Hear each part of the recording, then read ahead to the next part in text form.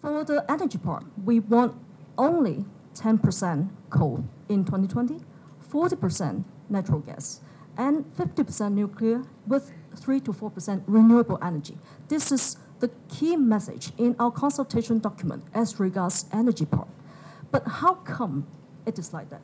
I must explain to you. First, what are on our minds as policymakers when we think about the fuel mix for Hong Kong? I would like you to remember these few words: reliable, safe, efficient, reasonable price, and environmental impact. These are the 5 words that we always have in mind as policymakers in projecting the future fuel mix for Hong Kong. And what's the problem with the current fuel mix like this?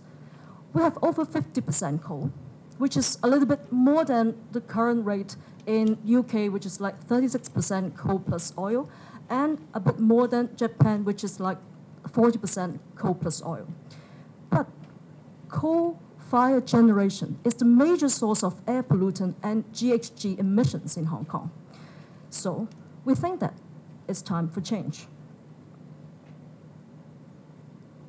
Where is the better sources of energy for Hong Kong? First, that comes to mind is natural gas.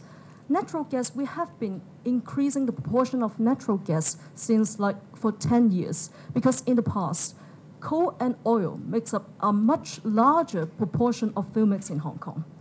But with our increasing collaboration with the mainland China and our signing of the MOU on energy cooperation with the mainland China, we have been incrementally increase the proportion of natural gas in Hong Kong. But we have to remember, natural gas, the price has been increasing. And the increasing use of natural gas may subject the tariff to fluctuation. Because for the natural gas-fired power generation, the fuel costs would make up quite a substantial part of our tariff as compared to the nuclear. Because cost of uranium only makes up a very minor proportion of the tariff in nuclear electricity. But compared to gas makes up quite a big part of the tariff. Even better, renewable energy. Then it comes to wind energy. I think most of you would know that the 2 power companies are planning for wind farms in Hong Kong.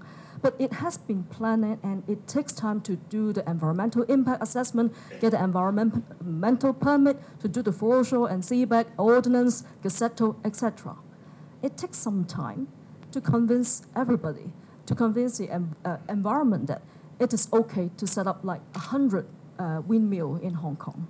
So there may be a limit on the supply of wind power that would relate to one of the words that I have mentioned, the reliability of supply. Actually, it's the availability. Same for solar power.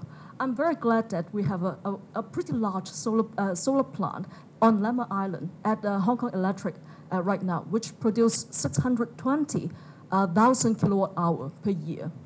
But there may be some limitation to the extent of solar power as a source of fuel, because it requires land to put the solar panel in our territory. Where comes the land? So we must face the truth is that there might be a limit on the availability of solar power for Hong Kong. Waste to energy. It's a most timely topic to talk about waste today. I think everybody of you would understand what is it about and how people feel about there is a waste treatment facility close to their home. We're planning to have the first waste to energy treatment facility in the mid-2010s, hopefully with all your support. But there may be difficulty in setting it up. There may be controversy, etc. So we must face the music that there is a limit on the number of waste to energy facilities that can be set up in Hong Kong. So that comes to the last of the option, nuclear power. Since 20 or more than 10 years ago, we have the import of nuclear power to support 1/4 of our current energy demand in Hong Kong.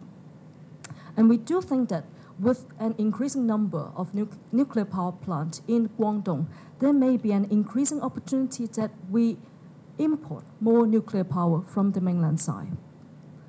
So this page sums up what I've just said in the past 10 minutes, and that is the first page that I played today. This is the end of my presentation. Thank you.